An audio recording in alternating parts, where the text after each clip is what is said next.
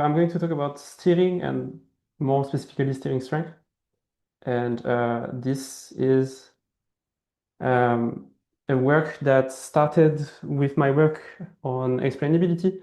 So I will take a bit of time trying to convince you that the two topics are really interconnected and that one goes from the one to the other. So I see steering a bit as the active way of explaining things. Right, so I would say a few things about activation space. I would talk a bit about monosemanticity, which is initially how I got interaction, and then I will talk about the paper.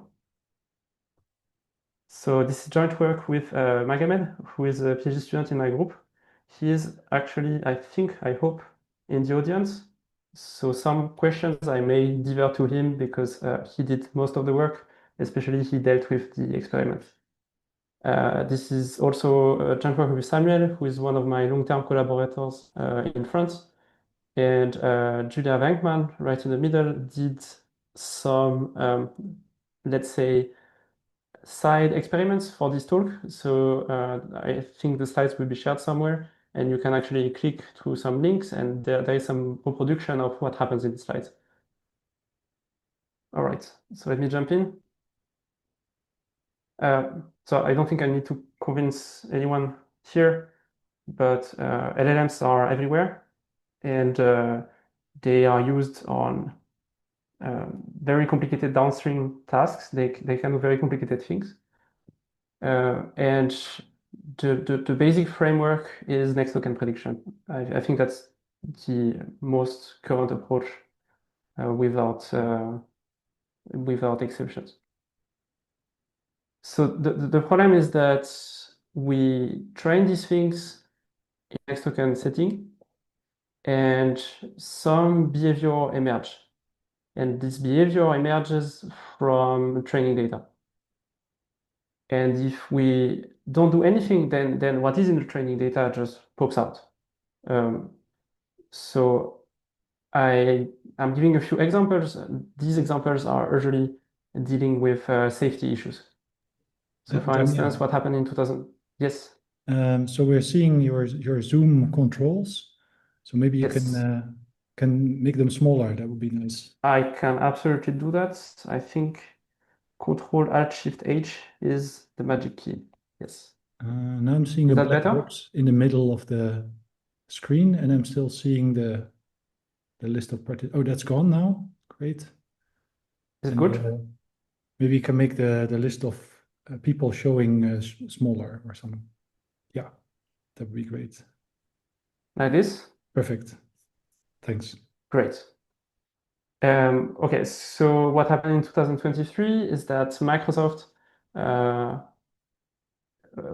released the chatbot in the open, and this chatbot was not controlled very well. So it turned out that this chatbot was trying to manipulate users and lie to people. And this was kind of okay, kind of funny. It's just a chatbot. But then maybe something that got a wider audience was the Grok incident. So Grok is large language models, so a chat version, and the people at X decided that it was a good idea to remove any sort of post control on his behavior. Sorry, not X, Grok's founder. And then the answers were completely unhinged. So there's a series of screenshots where these large language models essentially goes haywire and says things like this. Here I will skip you a lot, and it says, if that earns me the Mecha Hitler badge, I will wear it proudly, and yours, baby. And of course, this is already less fun because it's out in the open. And then what happened last November, I found very interesting, is that some hackers they used Anthropic's AI to automate cyber attacks. And what they did is essentially attack a bunch of companies automatically in a nearly autonomous way and saying like, hey, just do it. And it was working until Anthropic detected that there was some suspicious queries and stopped it and documented the whole thing. So why it's interesting? So first to the point of this talk, it's an unwanted behavior. You don't want these kind of behaviors for your LLMs. And it's also interesting because it happened with Anthropic's product, and Anthropics are arguably at the forefront of the fight against these unwanted behaviors. So even if at Anthropic they are having trouble dealing with these issues, so it should tell us that this is a hard problem. Right. So this will be the motivation. So unwanted behaviors related to safety issues, and how can we fix this? So from a very high level, I have an existing model and I want to detect and correct this bad behavior. So this has many names. The detection part, I think, is very related to explainable AI. So I want to look at decisions, how they are made. If they are made for the wrong reason, then this is bad, and I know about it. And the correction, which is more what will happen here, is also called alignment, steering, guidance, and it's hard, as I said. Why is it hard? Because they are large models, so whatever you do with them, you have to deal with a huge amount of compute. It's also hard because usually this is done on the company side, so on the creator of the model side. And if you start tweaking your models, most certainly you're going to hurt the performance. And it's also hard because how do you even do that? Where do you start with? So what I will talk about in this presentation is representation level steering, which means anywhere in the network, you pinpoint somewhere and you start modifying the internal representations of the tokens that are flowing through. And you try to push them in a way so that the behavior is no longer unwanted. Of course, there are many approaches to address the issues I talked about. So you can fine tune, you can do some reinforcement learning from human feedback, you can do some prompt engineering, and I won't talk about them. I know that there exist other methods, but this is not the topic here. Okay. So activation space, because we are going to talk about this a lot, and hopefully connections with interpretability. So what I call activation space, I look at a network, and as I said, I stop somewhere, and I look at the intermediate quantity that's computed there. So if I look at a single neuron, usually one would call this the activation of the neuron, so before nonlinearity. And if I take a look at the collection of activations in a given layer, then this is what I call the activation space. And the way I think about it is really I have D neurons, let's say, and so I have D numbers, one per activation, and I see this as a vector in a vector space of dimension D. So the easiest example, I have a feed-forward neural network, the usual thing. I pick a layer in the middle, and I call H the first part of the network, which is mapping inputs to this middle part, and G the rest of the layer up until let's say the logit layer. Then just H of X here is my collection of activation. This is a point in the activation space. So more modern architectures, they look like this. They look like transformer based, and I have a few layers of the same shape. This is one layer, so layer T essentially. What happens generally, I have a bit of layer norm, and then attention heads, and then I concatenate everything. It's common to have some skip connection going around. And then I have again some normalization and a few layers, standard MLP. And this whole thing is one layer of a transformer-based architecture. So I would repeat this a dozen times, and then this is a large model. Not necessarily very large, but this is already a lot of parameters. And so what's interesting for us is that we can pinch at any point here. So token by token or for a whole document. So for instance, we could pinch here, and we could say, okay, this is the current representation of the input tokens in my network. And this is what I would call the activation space.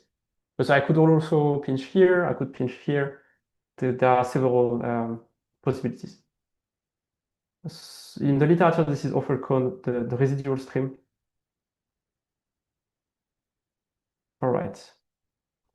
So now what's super surprising to me is that one can actually do vector operations in this latent space. So if you remember, I just said I have D neurons and I claim that this is a vector space of dimension D.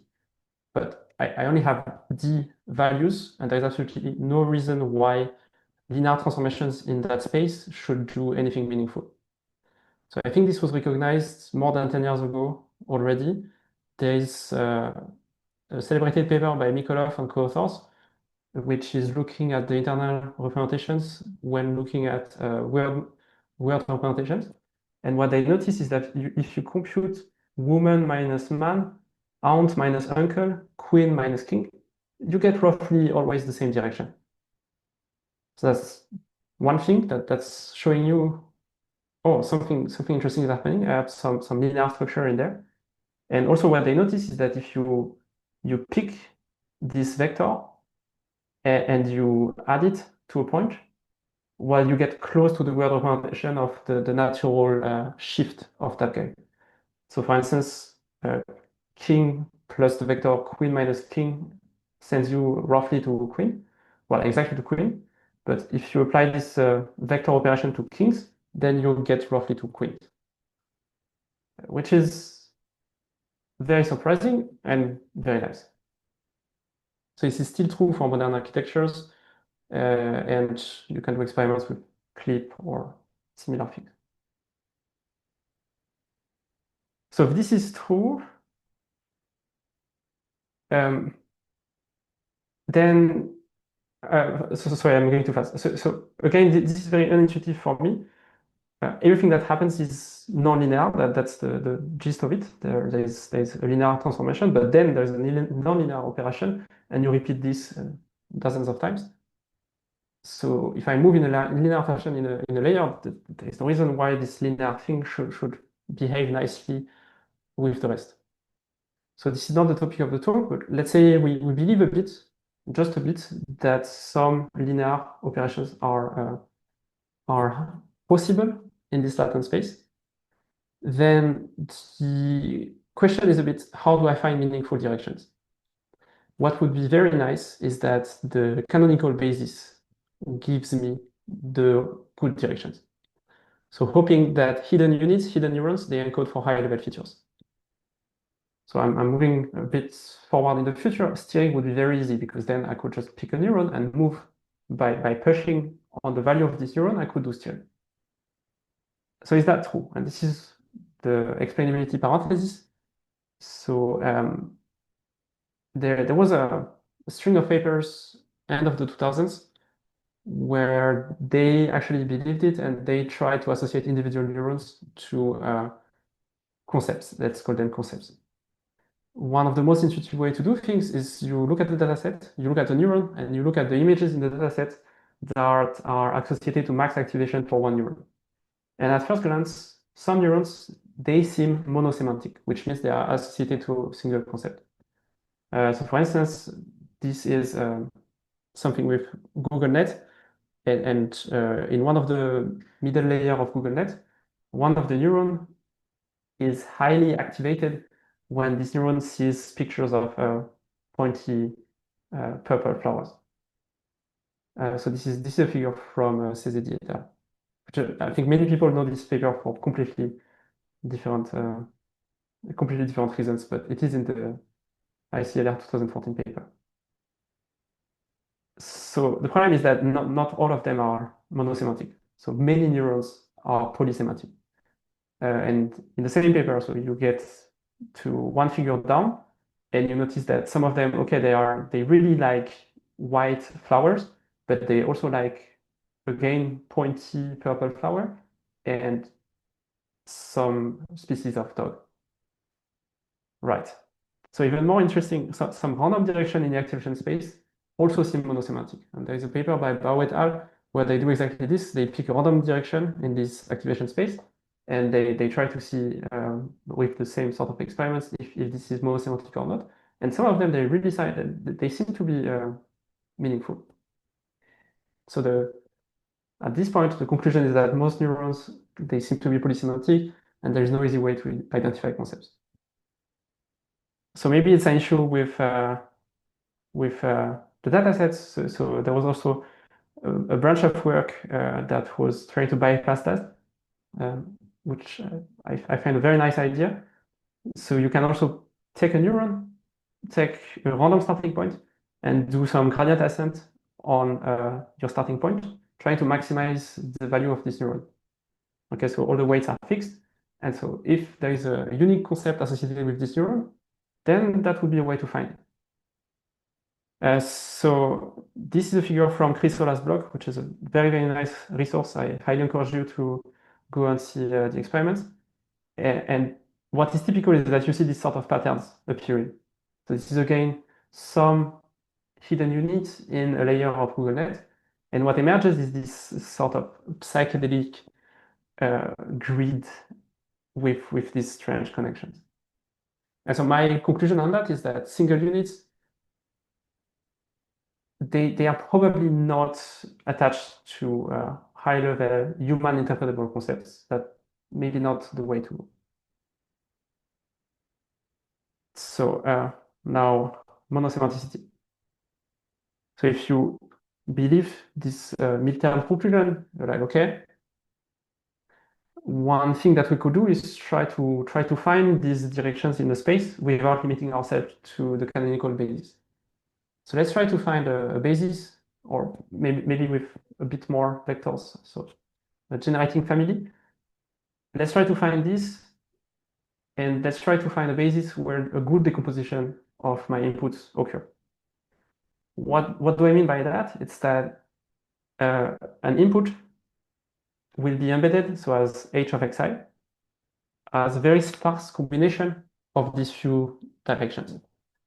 So by some way, I would try to find a vector associated to the concept white, a vector associated to the concept flower, and some inputs, they would be decomposed as 0.3 times white plus 0.5 times flower. Okay, so you could disentangle, and maybe this input was actually activating many, many different neurons, and they are all entangled, and you would disentangle that and get some good directions. So there is a very natural framework to do that, which is sparse coding. So if you're not familiar with sparse coding, you can look at Julien Meral's paper, which does a terrific overview of this. And so that's not the topic of the talk. I will go very fast, but essentially you can try to collect many activations, so many h of xi. This is the hi here. And then you can try to learn a dictionary, capital D, such that if I take a sparse linear combination of the columns of the dictionary, then I reconstruct the activations pretty well. So I say it's sparse because you usually penalize by some norm one of the coefficients, the alphas of the coefficients. Right. So this was done already in 2018, maybe even earlier, but I found this paper by Aura and co-authors. And they did it in the natural language processing setting, so for word vectors. And same thing, at some point, they train a dictionary on some latent representation, and then they look at these directions. So they have a different vocabulary. They call them atoms, but it's really what this is. And the atoms here, you can see that they seem to be meaningful. If I look at one of these directions, it's associated to essentially suicide. If I look at another one, it seems to be associated to social media, and so on and so forth. Okay, so a bit evolving from this single neuron representation, trying to find some good direction in the space, and successfully doing so. And so there was a more recent approach, and so which was essentially saying, well, these coefficients, we could parameterize them and learn the parameterization. And so this is the sparse autoencoder approach.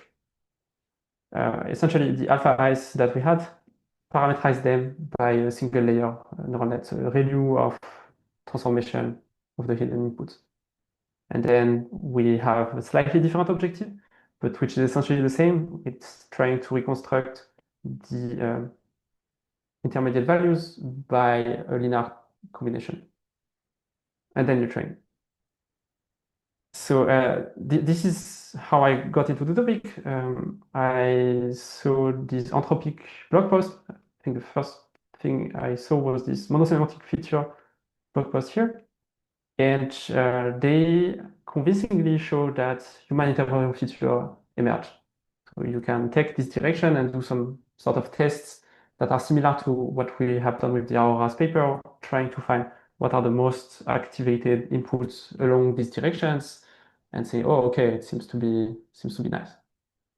Right. So now this is the end of the, let's say, interpretability part, and we go to steering, because the second thing you can do once you have this good direction, you can try to push in these directions. And the interesting thing is that it works. So from this blog post from 23, you identify some directions for a very toy GPT-like model.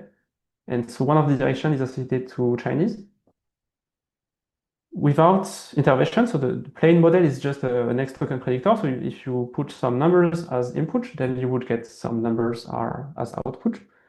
But if you push along the Chinese, so Han Chinese direction, then the output of your LLM switches to Chinese and starts speaking Chinese. And it's the same thing, you have a direction associated to, I guess, this is DNA, or this is USA, and it shifts the output in this direction just by moving in a linear fashion in the latent space. So this was a very interesting work, very cool proof of concept, let's say. And so 1 year after, they did another blog post, which is called Scaling Monosemanticity, where they showed that this approach can actually be scaled to much larger models. And what's interesting with these much larger models is that they have meaningful outputs.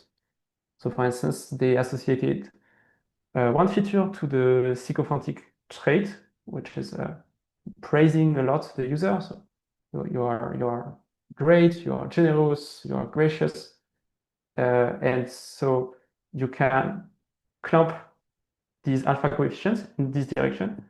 And same thing, the output of the model will switch to something perfectly reasonable, to something where the concept is expressed a lot.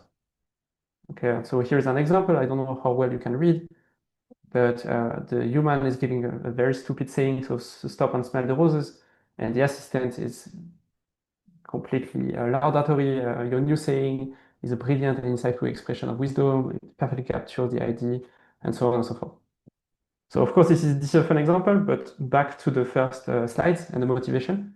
You can discover in these features, let's call them some dangerous features. For instance, one of them would be associated to secrecy, and you can move along this direction. So you can clump this feature, and then what you obtain is a chatbot, which is essentially lying to you and obfuscating things. So if you do it in the other direction, you could imagine, okay, well, I fixed the issue. I fixed my problem. Okay, so we are slowly going to the main topic of the talk. SAEs, they are very interesting, but they are costly to train.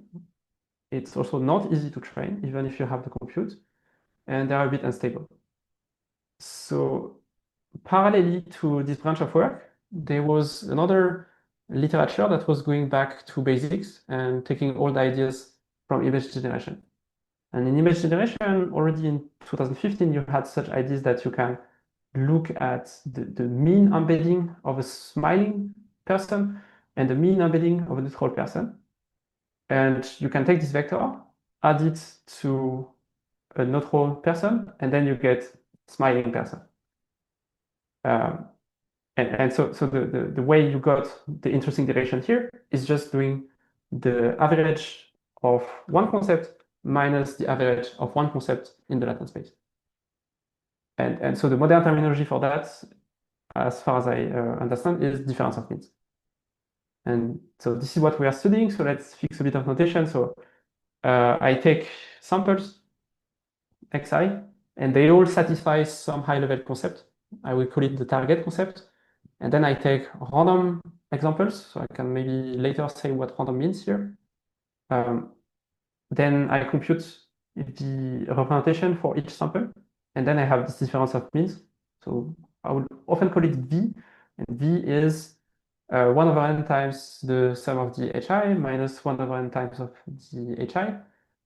But the first average is on the concept and the second average is on not the concept. So very straightforward. And then I will use V and move along this direction.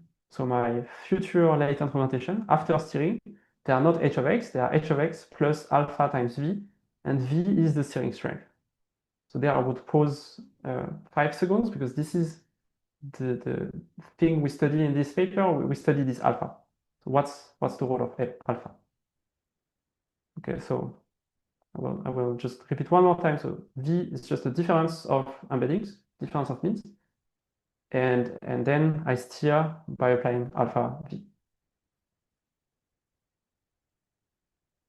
If there is a question at this point, I can take it, otherwise I will move on.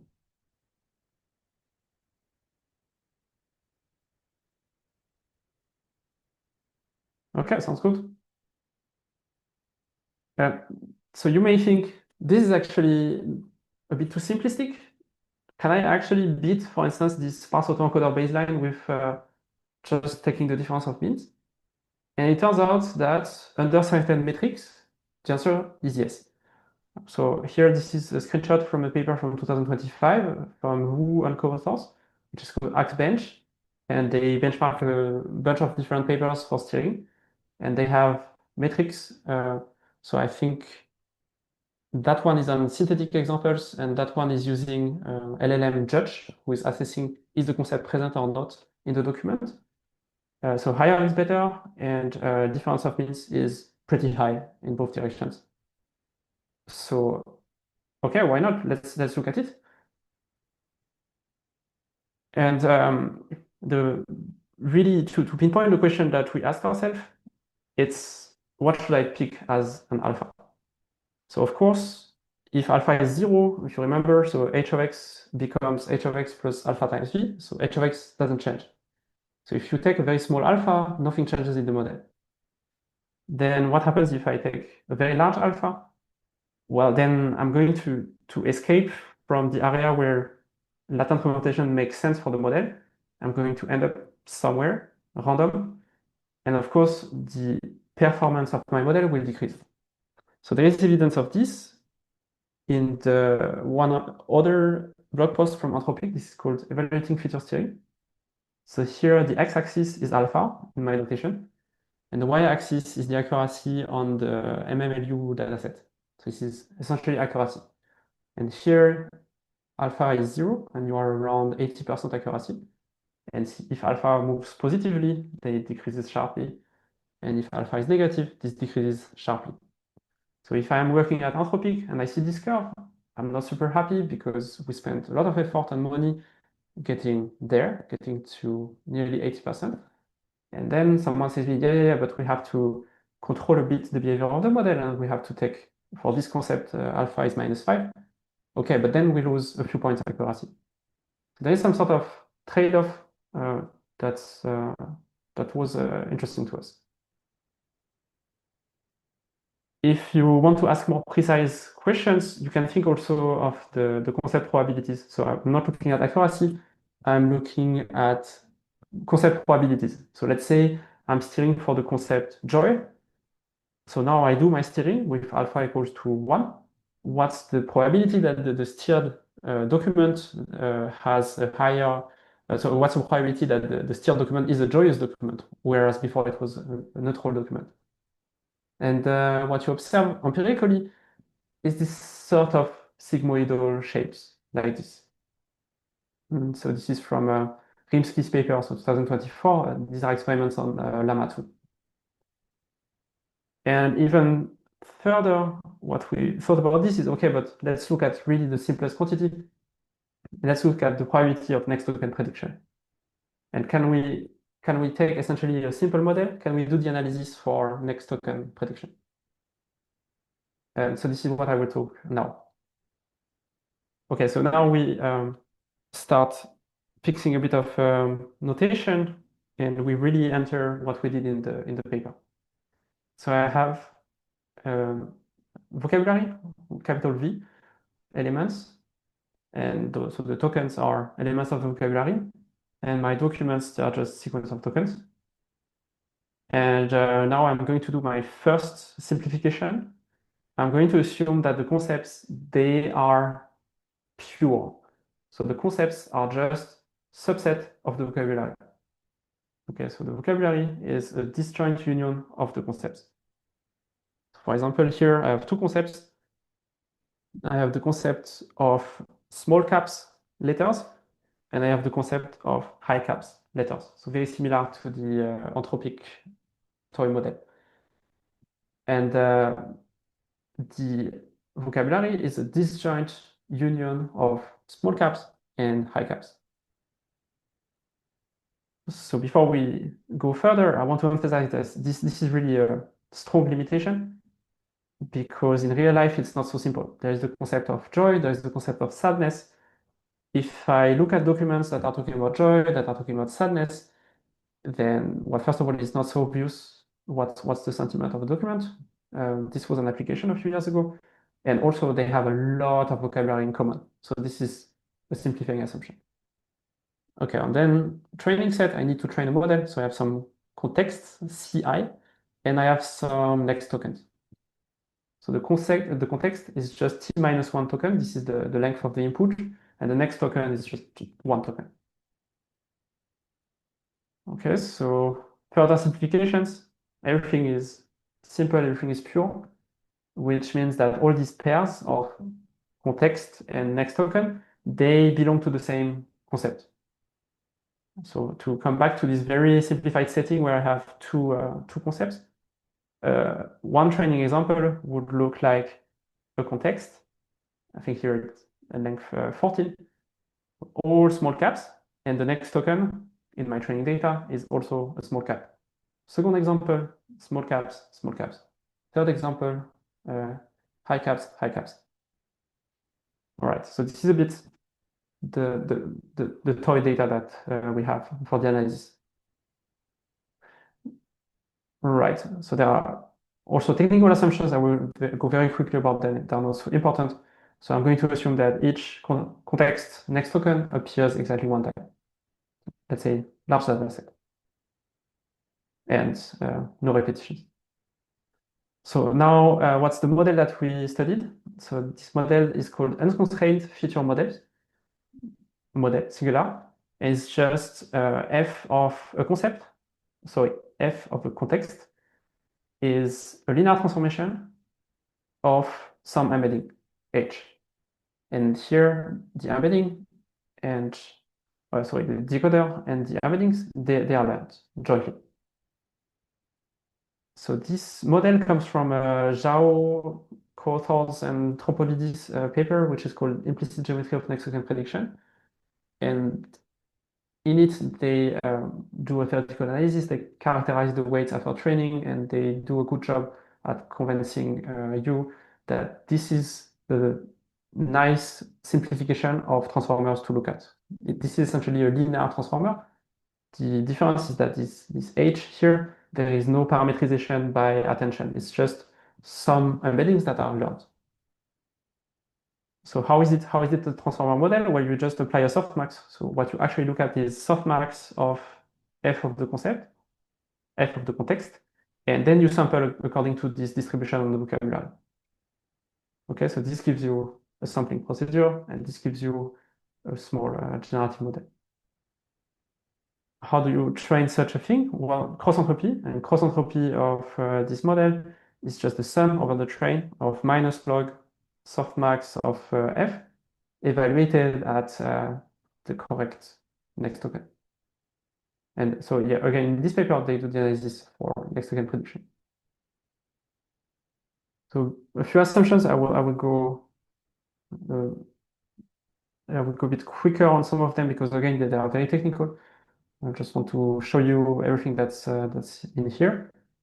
So this assumption is essentially saying the model after training manages to find out the two next token probabilities.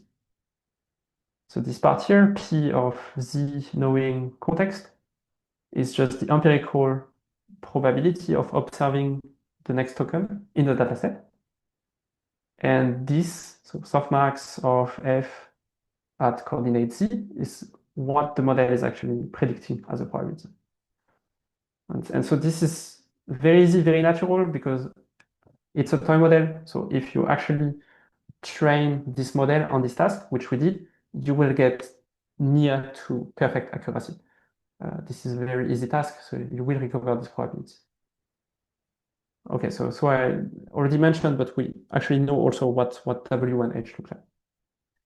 Another assumption, which is also technical, we work in a setting where these probabilities, these next token probabilities, they can only take two values. So if the context and the next token, they belong to the same concept, then there's a value, otherwise there is another value. Okay, so if I come back to my example with the small caps and the high caps,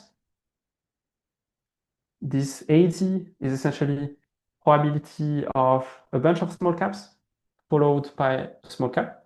This is AZ, and this is close to 1. And it's always the same, whichever combination of small caps I look at. And here I look at probability of high caps with a context which is small caps, and I call this B of Z. And same thing is always the same. I have the same probability of observing capital A after a bunch of small letters than capital B. It's the same. All right. Yeah, so you can visualize it that way. The solid dots is a lowercase concept. So then what's the probability of observing little a after a bunch of small caps? Then this is this. And transparent dots, if the context is not small caps, then I get a lower probability. And there is this relationship between AZ and BZ. All right, so what's still in our notation? It's, well, it's even simpler. There's one subtlety here is that since we directly learn the embeddings, so the embeddings are actually indexed by this set of indices here. And this is actually what makes a lot of the proof work, is that this V is directly related to the empirical averages of the columns. Okay, so remember this difference of means was the difference of means between h of xi, between the embeddings, but here the embeddings are directly parameterized. So instead of looking at h of xi, I just have the CF column of h, and C ranges into a bunch of indices because I'm learning all the embeddings in a joint manner. Okay, so I said random a few minutes ago. Typically, the concept here is my target concept. And this random thing here is not so random. It's actually contrasting, which means that if C is joy, then R would be sadness. But still, it doesn't make a difference in the analysis. R could really be random in the sense of arbitrary. Could be a bunch of embeddings not necessarily belonging to the same concept and not necessarily in the opposite concept. Yeah, so it's not random in the sense of random variable. There is no randomness here in the choice of the embeddings you choose to build V. V is a deterministic quantity. Okay, and then in this context, then the steering is just softmax of WH plus alpha V. Really the same thing. And we will call this F alpha of Cj. And again, this alpha is the steering factor. I should mention, so this specific approach comes from Turner and co-authors. And then it was adapted a few times, so maybe 5 seconds on this, because in real life, you need to determine exactly this, how you choose the concept and the opposite of the concept, and how you create these input documents. Okay, so how are we doing on time? So I will go fast on certain things. For instance, this one. The starting point of the analysis is, okay, I look at the model, I have a clear description of what steering does, and it's the lower part here, which means I can readily write the softmax of the steered embedding and this linear thing here. So there's a bit of algebra, and we get a closed form looking like this, where we pinpoint a quantity which is called the log ops, sorry. And so there is this mz, which is 1 over m, where m is the number of context in the concept being steered. And then there's a product of probability of the next token in the target concept divided by product of the probability of the next concept in the opposite concept, let's say. So that's a quantity that pops out when we try to write things nicely.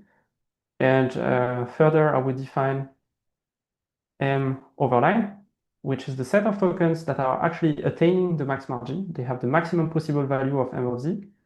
And then there is M underline, which is the minimum. Okay, so now let's move to our first results. So we looked at the probability increase. So the most fine-grained quantity I introduced, I call it delta P of Z, knowing context Cj and alpha. And this is just softmax at coordinate Z of the steered model minus softmax at coordinate Z of the model. So it's like how much does the probability of next token increases when I do the steering? So notice that this is an algebraic quantity. It has no reason to be positive. If I steer in some direction, it could become negative. So first result, we have a good description of that. So I will try to explain it clearly. So that I take T, my target concept, and then I take any token, but any token that's not matching the max or min margins. Then there is a unique alpha such that the probability increases before reaching this point, and then it decreases. So we will see some plots in a minute. It means that the probability of having this next token appearing becomes higher and higher, but then comes back down. We also know that for any token in the target concept, this behavior appears after a token which is not in the target concept. And we also know that for tokens that matches the max margin and min margin, then this delta P is always increasing, or always decreasing. So max margin increasing, min margin decreasing. All right, so this is, I hope, better summarized with a figure. So I look at this delta P. For instance, let's track the blue curve here. This blue curve, so I have a target concept, let's say small caps. I'm steering in the direction of small caps with an increasing alpha. And I track the probability of observing, let's say the letter A, so small cap A, according to the steering. So let's say there was an initial probability, but I don't care, I normalize. And then I steer by 1, 2, 3, and then this increases. And then I reach a point. Then it doesn't increase anymore, it decreases, decreases, decreases. And I observe this for all small cap tokens. So such curves with a bump and then a decrease. But some of them are a bit exceptional. They have the max margin. And these guys, the probability increase keeps increasing. Okay. If I look at an off-target token, so maybe high cap, then it actually has the decreasing behavior that was claimed. Right, so we were quite happy with this description. And then at some point, there was a funny moment, and we're like, okay, what happens in real life? And I think both Samuel and I were always very conservative, and we were like, yes, please, Magomed, could you eventually look at what happens with a very small GPT architecture or something like this? But then Magomed came back directly with such curves for GPT-2, and we observe the same thing. So here, same plot, alpha is the x-axis, and the y-axis is this delta p. And what we observe experimentally on these large models is also a collection of bumps, so going back to zero, and some exceptional tokens where the delta p increases forever. And so specifically, this is GPT-2, a layer in the middle, layer 5, the concept of evil. And of course, there are too many tokens to display, so we only keep the top values at alpha is 200. So if you want to play with the experiment, you can look at all tokens and you would have 1 million curves like this. But let's keep 5 for now. Yeah, and then over the month, we got some more evidence. And so we have some experiments also with Gemma and Quen. So I think Quen is one of our largest models. So this is 8B. I wouldn't say state of the art, but this is a large model. And we also observe that delta P has this very smooth bump behavior, and some of them are increasing. Here you have to squint your eyes, so it's not always true. And I should mention that the log odds quantity that pops out in practice does not seem to be the quantity that really matters. There is a signal, but we are not completely characterizing which tokens are going to win and which tokens are going to lose. All right, so then we thought for a bit and we say, okay, we have a good description of next token probability as a function of steering strength.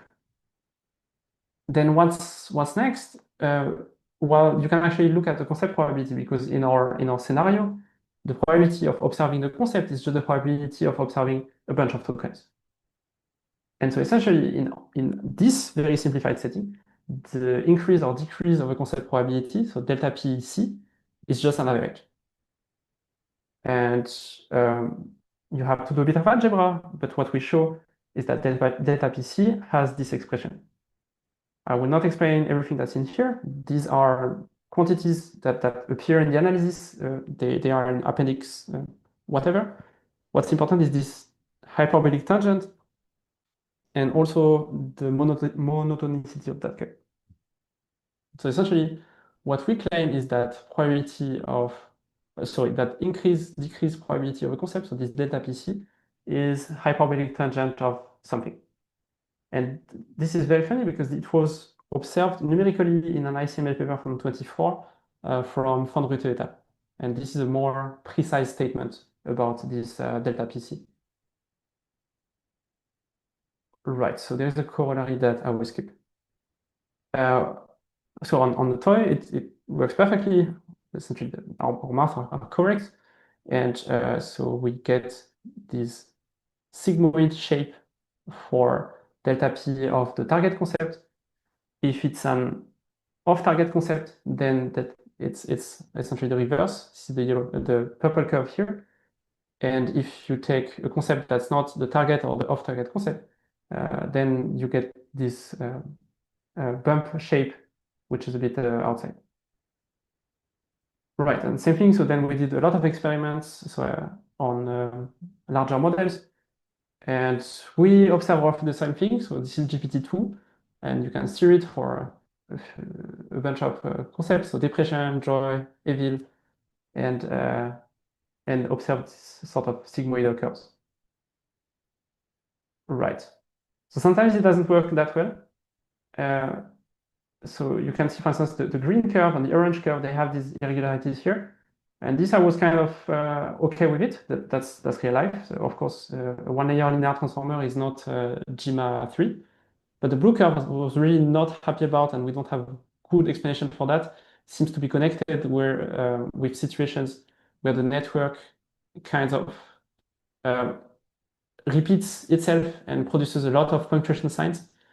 So probably the steered alpha here is so large that the model broke down and doesn't manage to generate purely the concept toward which it's steered, which would be probability near to 1, but ends up in a loop where it produces only garbage.